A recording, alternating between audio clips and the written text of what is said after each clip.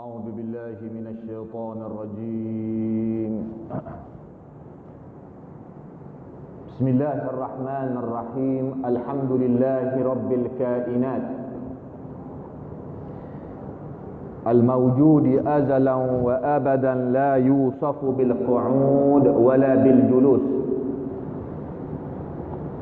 المنزه عن كل الغايات والأركان والأدوات، لا تحويه الجهات الست كسائر المبتدعات. وما وصف الله بمعنى من معاني البشر فقد كفر.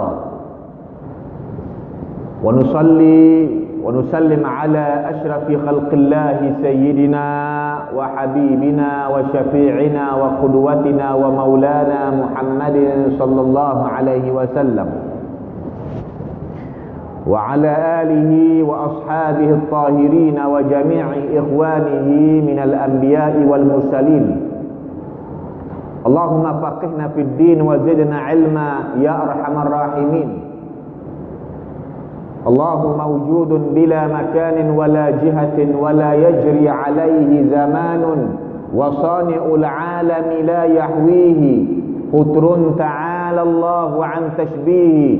قد كان موجودا ولا مكان، وحكمه الآن على ما كان. سبحانه جل عن المكان، وعز عن تغير الزمان. قد غلا وزاد في الغلو من خصه بالجهة العلو. فإن شر الأمور محدثاتها، وكل محدثة بدعة، وكل بدعة ضلالة، وكل ضلالة في النار. أما بعد. Alhamdulillah, pertamanya marilah sama-sama kita merafakkan kesyukuran kita kepada Allah Subhanahu wa taala di atas segala nikmat yang dilimpahkan kepada kita. Dan pada malam ini kita berada di Dewan Solat Masjid Bandar Baru Sungai Buloh untuk sama-sama kita berkongsi ilmu.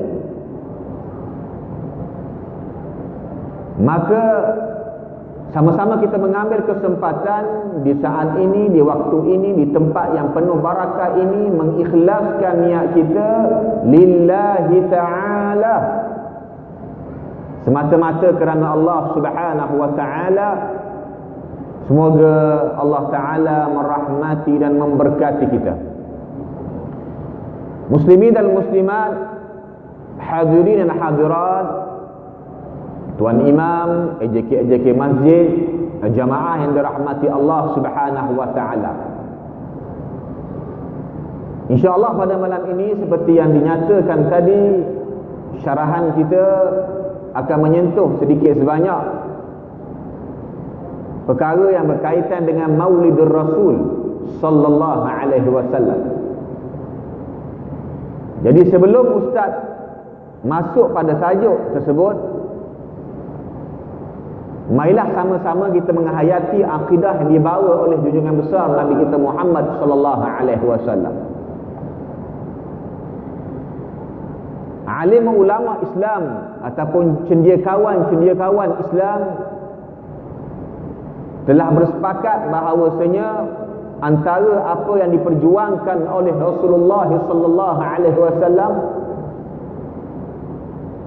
iaitu mentauhidkan Allah Subhanahu wa taala, yakni mengesakan Allah Subhanahu wa taala,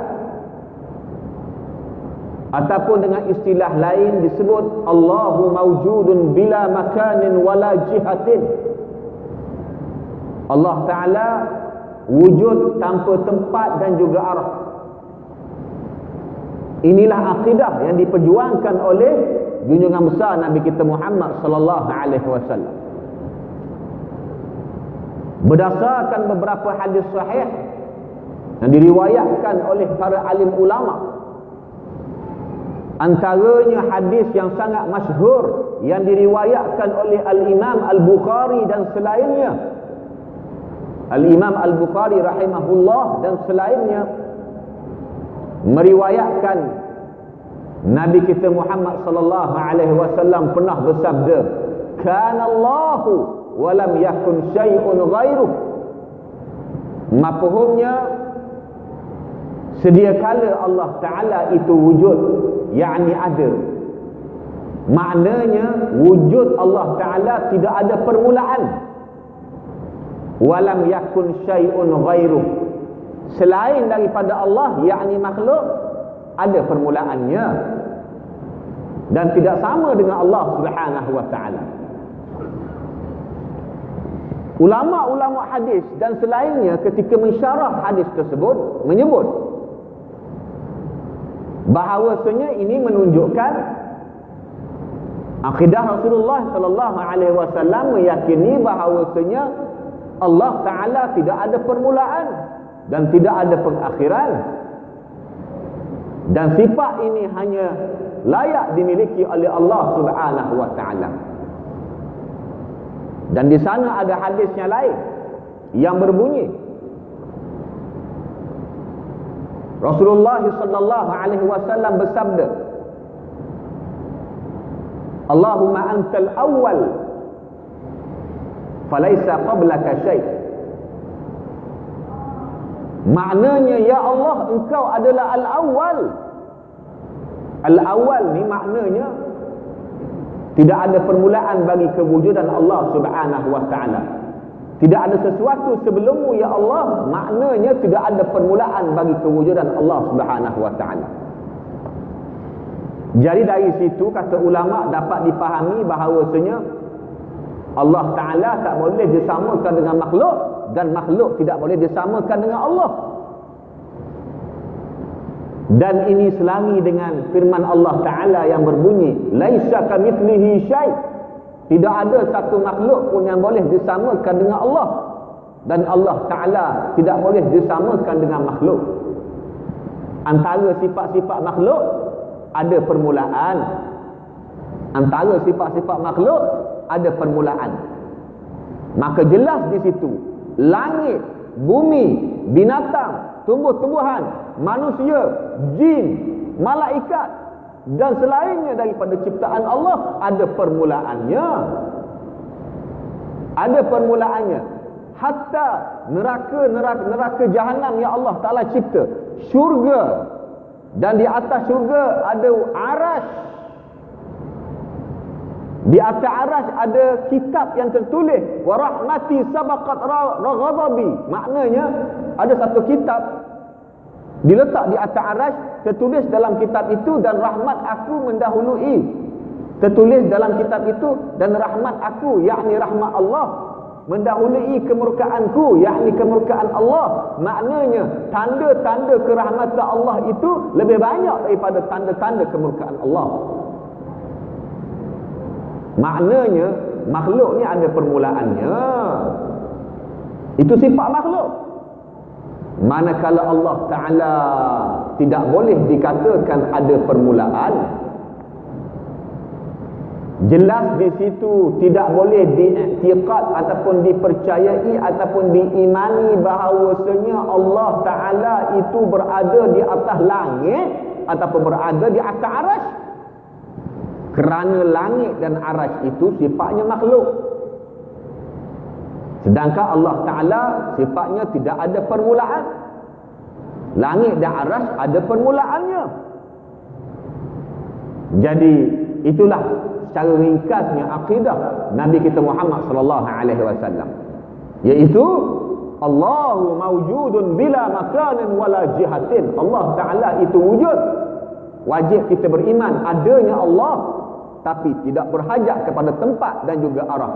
Tak boleh dikatakan Allah Ta'ala berada dengan zatnya di atas langit, di atas arasy, di atas bumi, kiri, kanan, depan, belakang dengan zatnya. Maha suci Allah Ta'ala daripada sedemikian. Jadi akidah Nabi kita seperti yang kita jelaskan tadi, Allah Ta'ala ada tanpa tempat dan juga tanpa arah. Tidak lama lagi musim sambutan Maulid Nabi sallallahu alaihi wasallam. Dan kelahiran Nabi berlaku pada bulan Rabiul Awal. Dan diriwayatkan ianya berlaku pada hari Isnin, seperti yang diriwayatkan oleh Imam Al-Bukhari, Imam Ahmad bin Hanbal daripada Ibnu Abbas radhiyallahu anhu, kata Ibnu Abbas, Nabi SAW dilahirkan pada hari Isnin.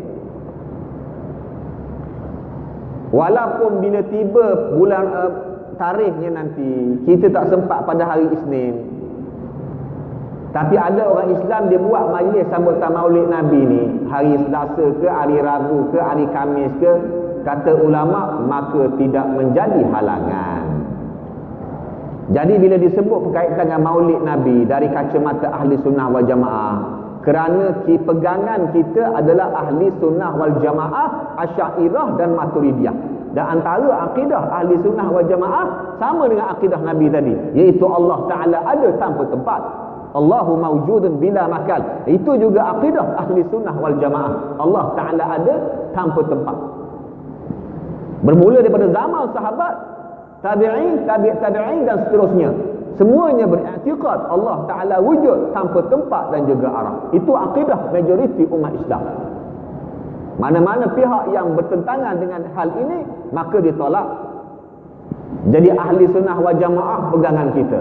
Asy'ariyah, Maturidiyah itu samalah ahli sunnah wal jamaah. Kerana itulah Imam Al-Hafiz Murtada Az-Zabidi yang mensyarah kitab Ihya Ulumuddin, ketika membicarakan tentang maksud ahli sunnah wal jamaah, kata Imam Murtada Az-Zabidi rahimahullah, idza utliqa ahlu sunnati wal jamaah fal muradu bihim al-asy'ariyah wal maturidiyah. Bila disebut saja ahli sunnah wal jamaah, sama ada asy'ariyah ataupun maturidiyah. Kesimpulannya, akidah ulama dan juga ahli sunnah wal jamaah, Allah Ta'ala tak sama dengan makhluk. Bila timbul isu sambutan Maulid Nabi SAW, akan timbul di sana hukum hakam yang berkaitan dengan keharusan sambutan Maulid Nabi. Jadi kalau nak mengetahui boleh tak boleh menyambut kelahiran Rasulullah, maka perlu dilihat dari kacamata ulama-ulama kita, iaitu ahli sunnah wal jamaah. Barulah kita dapat nampak dan faham hakikat ataupun macam mana hukum ataupun bagaimana hukum sambutan Maulid Nabi SAW. Al-Imam Asy-Syafi'i rahimahullah, ulama kita yang terkenal, imam besar kita Al-Imam Asy-Syafi'i rahimahullah, alim, orang alim yang memang hebat, dan imam mazhab Asy-Syafi'i. Kita berpegang dengan mazhab Syafi'i. Pengasas mazhab Syafi'i ini siapa? Al-Imam Asy-Syafi'i rahimahullah. Ya. Al-Imam Asy-Syafi'i rahimahullah. Beliau ada menyebut dalam satu kenyataan yang diriwayatkan oleh Imam Baihaqi. Imam Baihaqi ini ulama hadis, pakar hadis. Beliau menulis satu kitab yang bertajuk Manaqib Asy-Syafi'i. Manaqib Asy-Syafi'i, karangan Imam Baihaqi. Di dalam kitab itu Imam Baihaqi meriwayatkan dengan sanadnya. Dengan sanadnya maknanya daripada guru dia sampai kepada Imam Asy-Syafi'i. Al-Imam Asy-Syafi'i, yang mana Al-Imam Asy-Syafi'i pernah berkata, al-muhdatsatu minal umuri darban. Al-muhdatsatu minal umuri darban. Perkara baru. Al-muhdatsat ni perkara baru. Ada dua jenis, terbahagi kepada dua. Al-muhdatsatu minal umuri darban. Ahaduhuma ma uhditha mimma yukhalifu kitaban aw sunnatan aw atharan aw ijma'an. Pertama, perkara baru yang bertentangan dengan kitab. Kitab ni mana pegangan kita lah, Al-Quran. Bertentangan dengan Al-Quran. Au sunnatan, ataupun bertentangan dengan sunnah Rasulullah, syariat Rasulullah, akidah Rasulullah. Au asyaran, bertentangan dengan para sahabat. Au ijma'an, bertentangan dengan kesepakatan ahli ulama. Maka kata Al-Imam Asy-Syafi'i, fahadhihi al-bid'atu dhalalah. Inilah perkara baru bid'ah yang sesat. Al-bid'atu dhalalah. Ini bid'ah sesat. Inilah yang dimaksudkan dengan hadis Nabi sallallahu alaihi wasallam, kullu muhdatsatin bid'ah wa kullu bid'atin dhalalah. Kullu muhdatsatin, yang baru itu bid'ah dan yang bid'ah itu sesat. Yang baru, kata ulama, yang baru yang bercanggah dengan Quran, sunnah, sahabat, ijma'. Perkara baru yang bercanggah dengan ajaran Islam baru dikira sebagai bid'ah sesat, masuk neraka. Itu makna hadis. Tuan-tuan buka kitab hadis 40, ada menyebut hal ini. Kullu muhdatsatin bid'ah wa kullu bid'atin dhalalah. Jangan salah faham pula. Ada orang dia baca hadis ni, dia kata, oh semua bid'ah sesat. Mana ada bid'ah tak sesat? Semua sesat. Kata ulama, nanti dulu. Bid'ah yang bercanggah dengan Islam, Quran, hadis, ijma' asal sahabat, bercanggah dengan syariat, baru dikira sebagai bid'ah yang sesat, masuk neraka. Fahadhihi al-bid'atu ad-dhalalah, kata al-Imam Asy-Syafi'i. Wathaniyatu, dan yang kedua, kata al-Imam Asy-Syafi'i rahimahullah, ma uhditha min al-khairi la khilafa fihi li wahid min hadha wa hadhihi muhdathun ghairu madmumah, atau kama qala rahimahullah. Benda baru, sebab kata pada permulaan tadi, perkara baru dalam agama ada dua. Pertama yang bercanggah dengan syarak, ini sesat. Yang kedua, kata Imam Asy-Syafi'i, perkara baru daripada kebaikan yang dirintiskan oleh orang Islam tapi tak bercanggah dengan apa yang disebut tadi, tak bercanggah dengan Quran, tak bercanggah dengan sunnah, tak bercanggah dengan ijma', tak bercanggah dengan sahabat. Maka kata Imam Syafi'i, bahadhihi muhdatsun ghairu mazmumah, ini perkara baru dalam agama tapi tak dicela, makna tak sesat. Kenapa disebut dalam perkara baru dalam agama? Kerana ada benda-benda, ada amalan-amalan, ada sesuatu tidak berlaku di zaman Rasulullah sallallahu alaihi wasallam. Tetapi dia tak bercanggah dengan syarak. Maka dikatakan itulah perkara baru yang tidak dicela di sisi syarak. Ghairu mazmumah. Yang ini tak adalah kaitan dengan hadis tadi. Kullu muhdatsatin bid'ah wa kullu bid'atin dhalalah. Semua baru bid'ah, semua bid'ah sesat. Yang nombor dua tadi tak ada kaitan. Nak faham hadis-hadis Nabi, tengok huraian ulama. Jangan salah faham. Contoh perkara baru yang tidak ada di zaman Rasulullah tetapi tak bercanggah dengan sumber-sumber Islam, antaranya naqtul masahif. Naqtul masahif, peletakan titik-titik pada ayat-ayat Al-Quran. Peletakan titik-titik pada ayat Al-Quran. Kata ulama, ini bid'ah ni, tapi bid'ah yang baik. Kenapa dikatakan bid'ah? Kerana perbuatan meletakkan titik pada ayat Al-Quran tidak pernah berlaku di zaman Rasulullah sallallahu alaihi wasallam. Tidak pernah berlaku di zaman Rasulullah. Tuan-tuan bukalah kitab sirah Nabawi, kitab sejarah, kitab tarikh berkaitan dengan sirah Rasulullah sallallahu alaihi wasallam. Tak ada, benda ni tidak ada. Peletakan titik-titik pada ayat-ayat Al-Quran ni tak pernah berlaku di zaman Rasulullah. Bila ianya berlaku? Berlaku di zaman tabi'in. Tabi'in ni generasi selepas sahabat. Tabi'in ni tak sempat dengan Nabi. Seorang ulama di zaman tabi'in, nama dia Yahya bin Ya'mur. Yahya bin Ya'mur, alim ulama, orang alim di zaman tabi'in. Kisah hal ini disebut oleh Imam Abu Daud dan selainnya. Kata ulama, orang Islam yang pertama meletakkan titik-titik pada ayat Al-Quran, Yahya bin Ya'mur. Yahya ibn Ya'mur.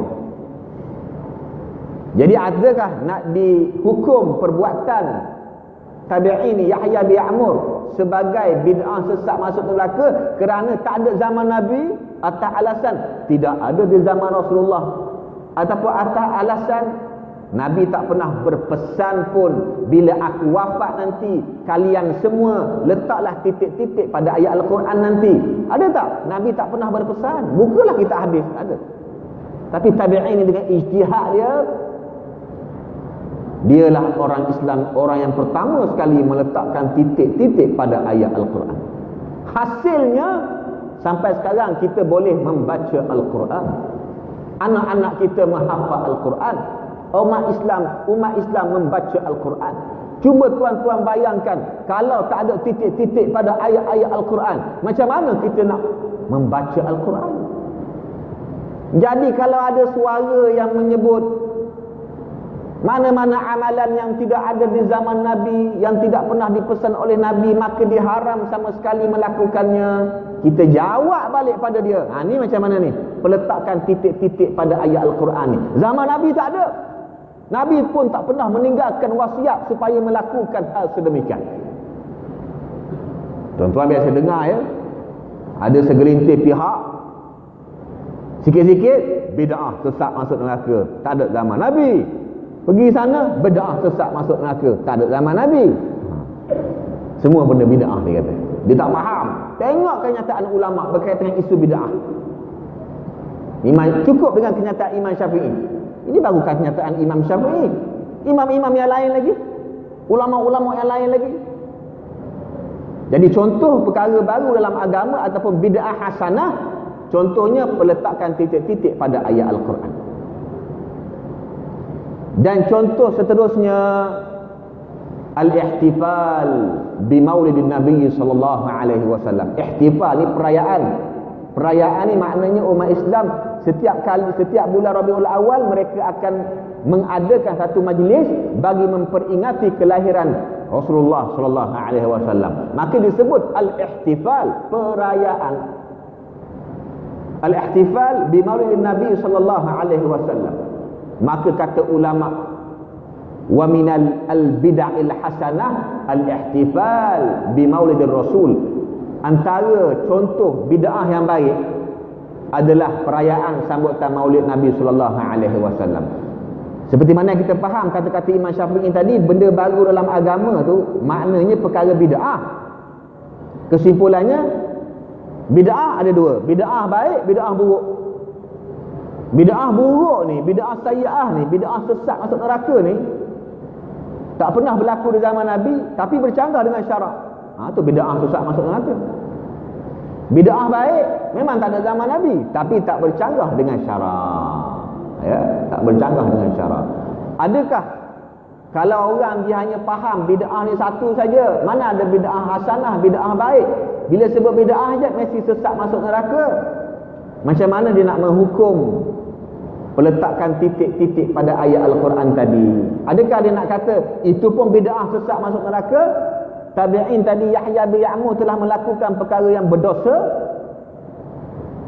Maknanya kita ni buat benda, orang yang merintisnya melakukan perkara yang bid'ah sesat masuk neraka. Tak gila namanya tuan-tuan. Ini salah faham terhadap isu bid'ah. Jadi contoh bid'ah yang baik, perkara barulah agama yang baik, perayaan Maulid Rasulullah sallallahu alaihi wasallam. Kata ulama, fa hadza al-amalu lam yakun fi ahdin Nabi sallallahu alaihi wasallam wala fi ma yalihi. Perbuatan merayakan ataupun perayaan sambutan kelahiran Rasulullah sallallahu alaihi wasallam ini ataupun Maulid tak pernah berlaku di zaman Rasulullah dan zaman selepasnya. Zaman sahabat pun tak ada perayaan Maulid Nabi. Cuma apa yang disebut di zaman Nabi, Nabi ni dia berpuasa pada hari Isnin. Maka ada sahabat pun bertanya, kenapa ya Rasulullah setiap hari Isnin engkau berpuasa? Apa yang Nabi kata? Apa yang Nabi jawab? Dzakal yaum wulidtu fihi. Hari itu aku dilahirkan. Maknanya Nabi dia nak memperingati hari kelahiran dia. Dalil tu ada sebenarnya. Tapi kadang-kadang orang yang cepat menghukum orang Islam ni dia tak nampak dalil. Cuma yang kita sebut tak ada zaman Nabi ni perayaan Maulid yang biasa dilakukan oleh orang Islam yang macam kita buat. Panggil orang ramai-ramai, sediakan makanan, panggil penceramah, ada yang baca kitab, berselawat ramai-ramai. Majlis tu tak ada zaman Nabi. Majlis seumpama itu tidak ada zaman Nabi. Dan juga di zaman sahabat pun tak ada. Kata ulama, innama uhditha fi awail 600 lil hijrah.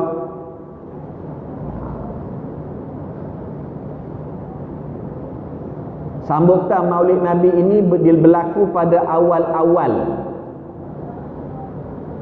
600 tahun hijrah. 600 tahun hijrah. 600 tahun hijrah ni sebelum tu maknanya masa yang begitu lama. Daripada zaman Nabi, selepas 600 tahun tu baru ada umat Islam buat majlis Maulid secara besar-besaran. 600 tahun. Wa awwalu man ahdathahu Maliku Irbil. Orang Islam yang mula-mula melakukan sambutan Maulid ini secara besar-besaran adalah seorang raja yang memerintah wilayah Irbil. Irbil ni satu wilayah di Iraq. Ada orang Iraq sini? Semua orang Sungai Buloh Orang Iraq tak ada? Mungkin dia tahulah Irbil ni di mana. Irbil ni satu wilayah di Iraq. Ada raja nama dia Malik Al-Muzaffar. Raja ni diriwayatkan kana aliman, taqiyan, syuja'an, yuqalu lahu Al-Muzaffar. Seorang yang alim, berilmu, bertakwa lagi, berani, dipanggil dengan nama Al-Muzaffar. Maknanya Raja Al-Muzaffar. Beliaulah orang yang mula-mula melakukan majlis sambutan Maulid Nabi sallallahu alaihi wasallam secara besar-besaran sehingga diriwayatkan kata ulama wa jama'a li hadza katsiran minal ulama fihim min ahli hadis was-sufiyyah as-sadiqin. Jadi dia ni berjaya mengumpulkan orang alim ulama dalam majlis Maulid. Dari kalangan ulama-ulama hadis, dari kalangan ulama-ulama tasawuf yang sebenar. Tasawuf ni ulama sufi as-sadiqin. Sebab sekarang ni tuan-tuan, ada orang dia mendakwa sufi tapi sesat. Ini banyak. Banyak. Ada orang mendakwa tarikat tapi akidah dia bercanggah dengan ahli tarikat yang sebenar. Ini banyak. Ya. Itu tajuk yang akan datang tuan-tuan ya. Jadi Raja Muzaffar ni dia menjemput alim ulama datang ke majlis sambutan Maulid Nabi sallallahu alaihi wasallam. Apa kesannya? Apa tindak balas daripada ulama-ulama yang hadir? Fastahsana dzalikal amal al-ulama'u fi masyariqil ardi wa magharibiha. Jadi alim ulama bila melihat berkaitan dengan sambutan Maulid Nabi ini, maka mereka telah beristihsan. Istihsan ni menganggap perbuatan perayaan sambutan Maulid itu perkara yang hasanun. Hasan ni perkara yang baik. Jadi kalau kita nak tengok pada sejarah, bila Raja Muzaffar jemput ulama-ulama datang, tak ada di kalangan ulama-ulama itu bangun di depan raja dia kata, tuanku ni dah hilang akal ke? Nak buat benda bid'ah sesat masuk neraka? Maulid Nabi ni mana ada zaman Nabi? Tak ada ulama yang bangun menyatakan sedemikian. Kenapa? Kerana mereka tahu dengan ilmu yang mereka belajar, perbuatan yang dilakukan oleh raja ini tak bercanggah langsung dengan syarak. Sebab dalam majlis sambutan Maulid Nabi, apa yang ada? Isi dalam majlis itu apa? Berkumpul ramai-ramai, berselawat ramai-ramai, berzikir ramai-ramai, dengar syarahan, kemudian disediakan makanan. Lepas majlis, makan. Dan kita kena ingat, memberi makan kepada orang, kalau ikhlas dapat pahala. Kata ulama, Kalau kita beri makanan kepada binatang, ikhlas ni lillahi ta'ala, dapat pahala. Tiba-tiba kita nak beri makanan, nak menyediakan makanan, menghidangkan makanan pada orang Islam, tak dapat pahala pula. Tak dapat pahala. Seolah-olah binatang tu lebih baik daripada orang. Tuan-tuan biasa dengar tak isu kenduri arwah? Kenduri arwah ni orang kita dah buat lama dah. Ada dalil dia. Sekarang ni orang petikai. Ada yang pening-pening tu dia petikai. Oh, ini tak boleh ni. Sebab apa? Haram. Tak ada zaman Nabi. Menyusahkan keluarga si mati. Dan macam-macam lagi. Ya. Jadi jangan kita mudah terpengaruh dengan suara-suara yang suka melontarkan kesamaran dan kekeliruan kepada umat Islam. Itu berkaitan dengan sambutan Maulid Nabi sallallahu alaihi wasallam, dan alim ulama banyak mengeluarkan fatwa menjelaskan akan keharusan sambutan Maulidun Nabi sallallahu alaihi wasallam. Antaranya Al-Imam Ibnu Hajar Al-Asqalani, ulama hadis yang terkenal, ada menyebut perkara berkaitan dengan hukum sambutan Maulid Nabi. Kata Imam Ibnu Hajar Al-Asqalani ni, tidak ada pengharaman terhadap perbuatan Maulid Rasulullah, Maulid Nabi sallallahu alaihi wasallam. Bukan dia seorang saja, bukan Imam Ibnu Hajar Al-Asqalani saja, anak murid dia pun orang ulama juga, Al-Imam As-Sakhawi. Imam Sakhawi ni ulama terkenal. Dalam fatwanya menyebut akan keharusan sambutan Maulid Nabi sallallahu alaihi wasallam. Al-Imam As-Suyuti pun begitu, ulama Mesir yang terkenal. Ya.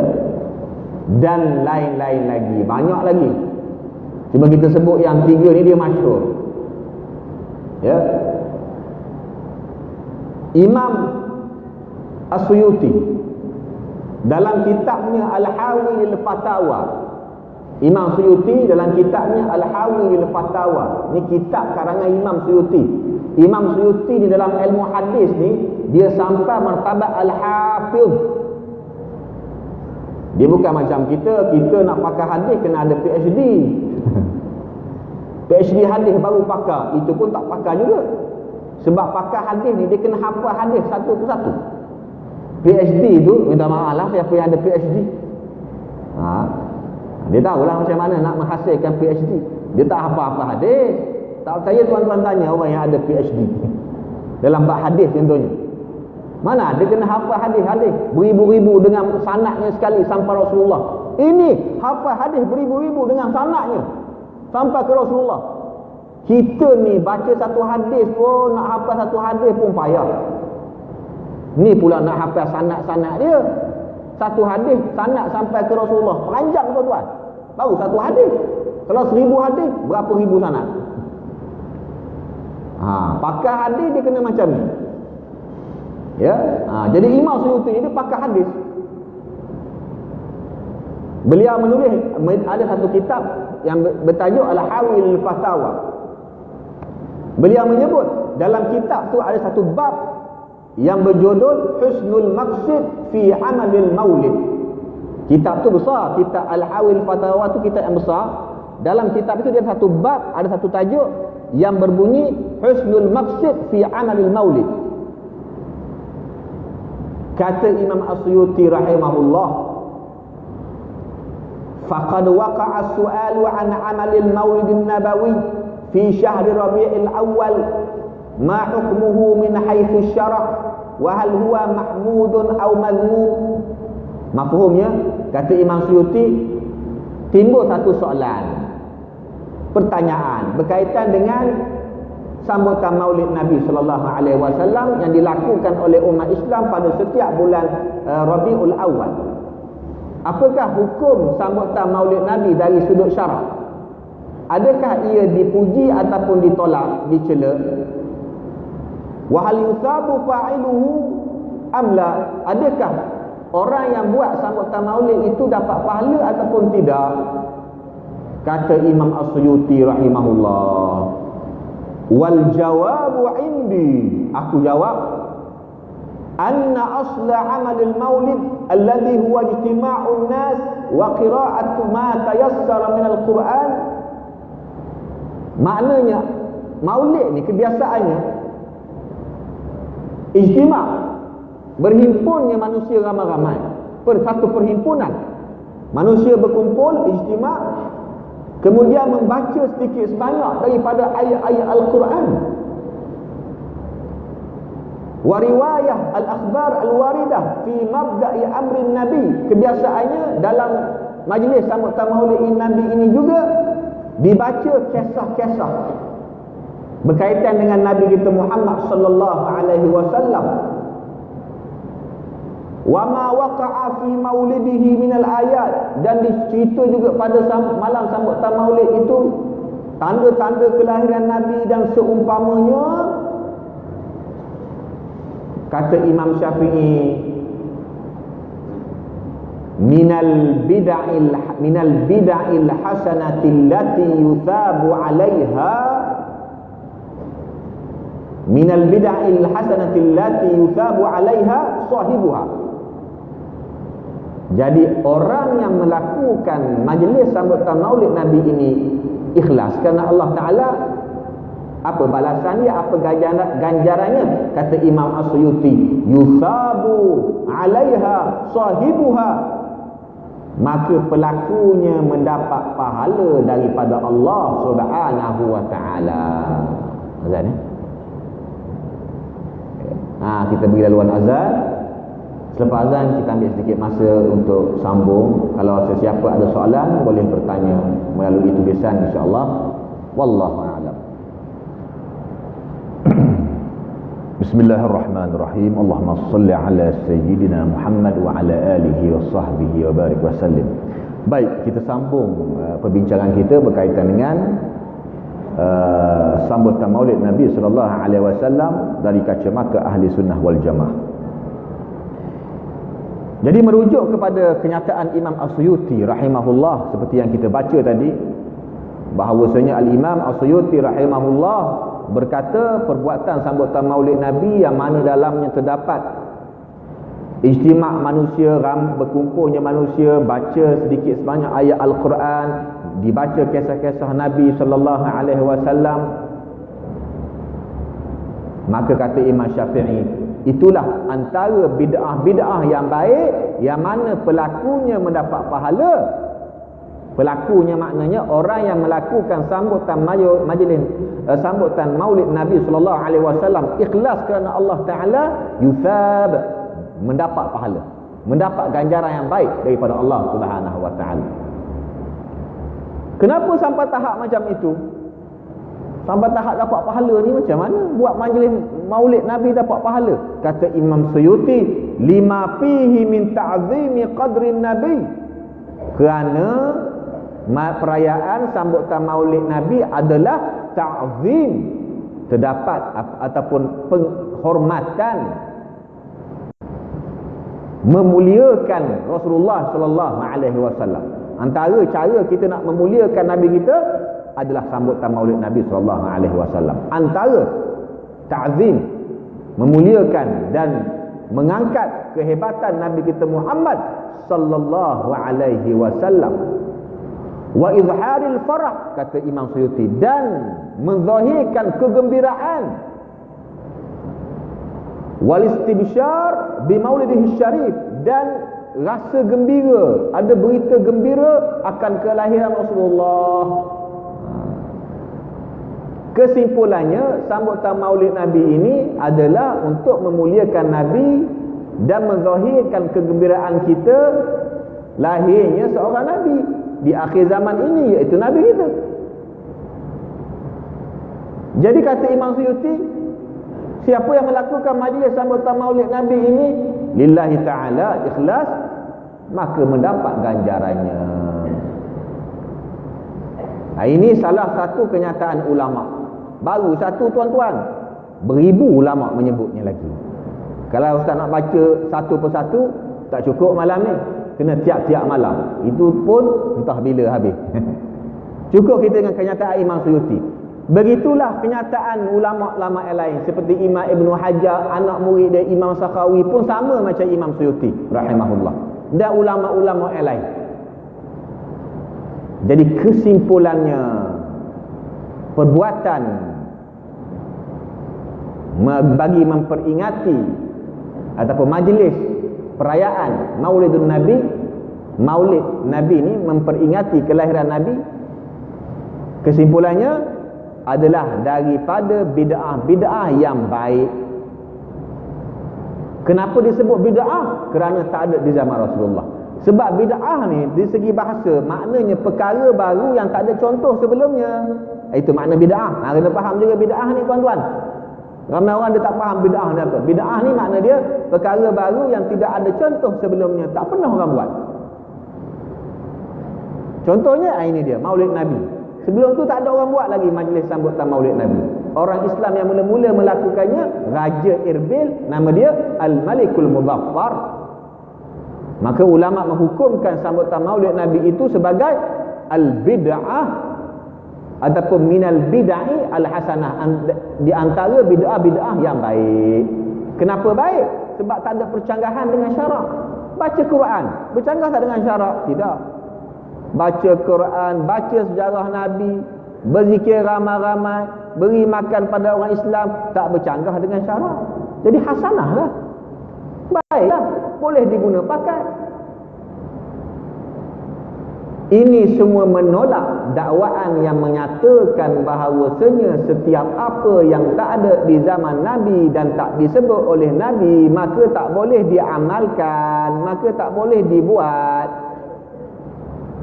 Lalu mereka kata apa? Termasuklah sambutan Maulid Nabi pun tak boleh dilakukan, tak boleh dilaksanakan. Kenapa? Kerana bid'ah yang sesat sebab tak ada zaman Nabi. Ada yang menghukum Maulid macam ini. Jadi kalau ada yang menghukum Maulid macam ini, bercanggah dengan majoriti ulama. Kita kalau nak faham ajaran Islam, nak faham Quran, hadis, kena ikut huraian ulama. Tak boleh faham-faham sendiri macam itu. Ulama kata Maulid Nabi harus, datang puak-puak ni dia kata haram. Sebab apa? Tidak ada di zaman Rasulullah sallallahu alaihi wasallam. Maka jangan buat sambutan Maulid Nabi. Kalau buat juga apa jadi? Masuk neraka. Sebab apa? Buat benda yang tak ada zaman Nabi. Tuan-tuan, kalau macam tu letihlah tuan-tuan, tak boleh kita baca Quran. Titik-titik dalam ayat Al-Quran tu mana ada zaman Rasulullah. Mereka yang menghukum haram sambutan Maulid atas alasan tak ada zaman Nabi, mereka kena buang titik-titik dalam ayat Al-Quran itu. Buanglah, kemudian baca. Boleh tak dia orang baca? Tak boleh. Dan kita kena ingat, membaca Al-Quran ni satu ibadah, satu kebaikan. Banyak hadis-hadis yang memuji orang baca Quran. Apatah lagi kalau menghafal Al-Quran, apatah lagi kalau mempelajari makna-makna ayat-ayat Al-Quran, lagi besar pahalanya. Jadi tak bolehlah dihukum sambutan Maulid Nabi sallallahu alaihi wasallam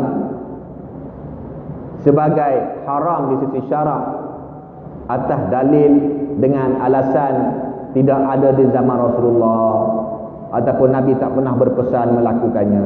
Kalau macam itulah yang sebenarnya banyak benda yang tak boleh kita buat. Tuan-tuan tengok ni masjid ni tuan-tuan, mihrab ni mihrab. Ini nama dia mihrab dalam bahasa Arab. Kebiasaannya masjid yang besar-besar di Malaysia ada mihrab. Zaman Nabi tidak ada mihrab. Dulu dalam Masjid Nabawi, Nabi bila menyampaikan khutbah, Nabi sandar dekat belakang pokok tamar. Dalam Masjid Nabawi ada pokok tamar. Kalau dia orang yang kononnya nak ikut sangat sunnah, mendakwa mengikut sunnah sampai tolak maulid, dia buatlah, tanamlah pokok tamar dalam masjid. Tapi benda tu bukan benda yang wajib. Jadi kemudian sahabat pun baru membinakan untuk Nabi mimbar dan selainnya. Apa yang nak dijelaskan di sini tuan-tuan, isu bid'ah ni kalau disalah faham terhadap isu bid'ah, maka boleh menolak keharusan sambutan Maulid Nabi sallallahu alaihi wasallam.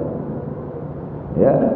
Dia akan kata Maulid Nabi ni sebenarnya tak boleh dibuat. Sebab apa? Tidak ada di zaman Nabi, tak ada dalil. Alasannya tak ada dalil. Sedangkan banyak dalil menunjukkan akan keharusan sambutan maulid.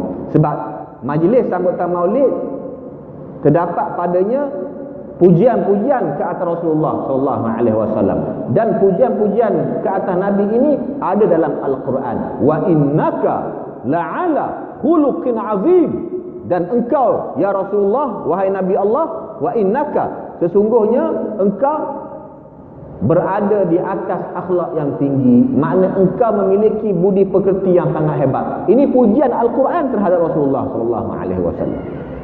Dan begitu juga dengan hadis-hadis Nabi dan juga kenyataan-kenyataan para alim ulama yang kita nyatakan tadi. Kesimpulannya, Maulidun Nabi ataupun perayaan sambutan Maulid Nabi sallallahu alaihi wasallam di sisi Islam, hukumnya adalah bagus, harus.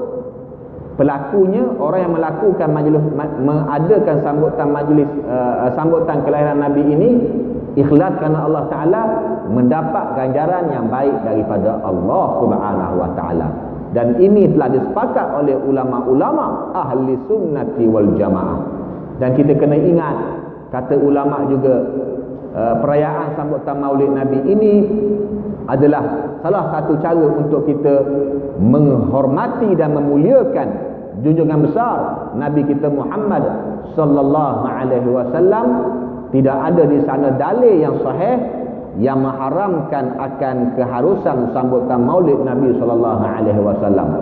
Di samping kita menghayat bila kita buat majlis sambutan Maulid Nabi, di samping itu kita menghayati akidah yang dibawa oleh junjungan besar Nabi kita Muhammad sallallahu alaihi wasallam yang kita sebut pada awal-awal kuliah tadi, iaitu Allahu mawjudun bila makan. Allah Taala itu wujud tanpa tempat, bukan di atas, bukan di bawah, bukan di kiri, bukan di kanan, bukan di mana-mana dengan zatnya. Itu akidah Nabi kita Muhammad sallallahu alaihi wasallam.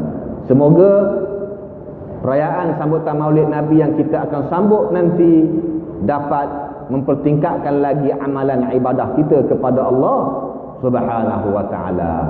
Jadi itulah sedikit sebanyak untuk hari ini, kali ini bersama tuan-tuan berkaitan dengan Maulidun Nabi sallallahu alaihi wasallam. Semoga kita dapat mengambil kesempatan untuk menghayati perjuangan yang dibawa oleh junjungan besar Nabi kita Muhammad sallallahu alaihi wasallam. Jadi sebelum kita menutup majlis kita, ada sesiapa nak bertanya? Alhamdulillah ya. Nampak semua boleh faham lah ya. Jadi yang penting kita kenalah berpegang dengan syariat yang sebenar, iaitu akidah ahli sunnah wal jamaah. Semoga kita dirahmati dan diberkati oleh Allah Subhanahu Wa Taala.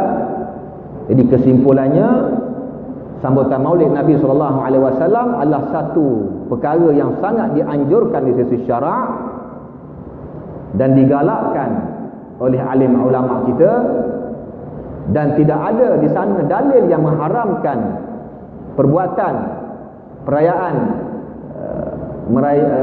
sambutan Maulid Nabi sallallahu alaihi wasallam, dan memahami isu bid'ah dengan cara yang betul agar kita tidak salah faham terhadap hukum-hukum syarak seperti hukum sambutan Maulid Nabi sallallahu alaihi wasallam, dan apa yang kita nyatakan pada awal tadi, iaitu akidah kita yang sebenar yang kita pegangi adalah akidah Nabi kita Muhammad sallallahu alaihi wasallam tidak menyerupai makhluk, dan tidak ada satu makhluk pun yang boleh menyerupai Allah Subhanahu Wa Taala.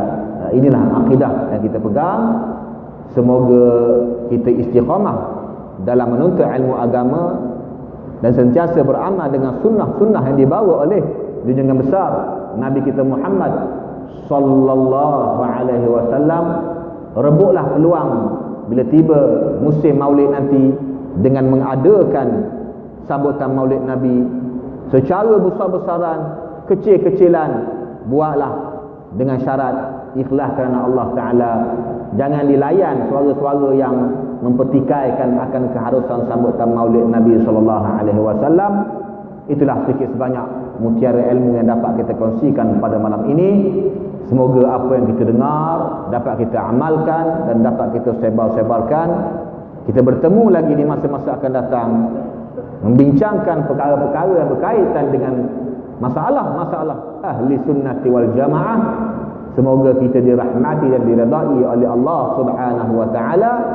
Sama-sama kita menutup majlis kita dengan bacaan tasbih al-kifarah dan surah al-'asr. Subhanakallah bihamdika asyhadu an la ilaha illa ant astaghfiruka wa atubu ilaik. A'udzu billahi minasy syaithanir rajim. Bismillahirrahmanirrahim. Wal 'asri innal insana lafi khusrin illa alladhina amanu wa 'amilus shalihat wa tawasaw bil haqqi wa tawasaw bis sabr. Rabbana atina fid dunya hasanah wa fil akhirati hasanah wa qina adzaban nar. Sallallahu ala sayyidina Muhammad wa ala alihi wa sahbihi wa baraka wa sallam. Subhana rabbika rabbil izzati amma yasifun wa salamun ala al mursalin walhamdulillahi rabbil alamin. Aqulu qawli hadha wa astaghfirullah li wa lakum wa lisa'il muslimin.